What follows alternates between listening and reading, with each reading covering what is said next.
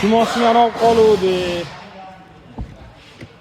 Ajoyib ish oldi, ajoyib. Kompress klapan kuygan, 100% kuygan klapan. 4 kompress, 4dan 3 ta kompressor past. Video qiluvdim.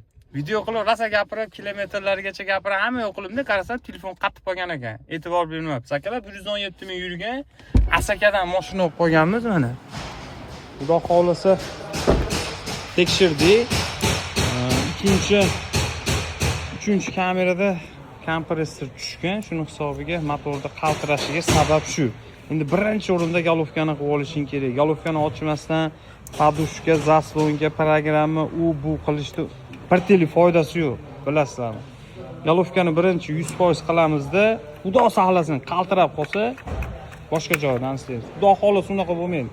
Kuzatishda davom etib, like bosib tursanglar bo'ldi.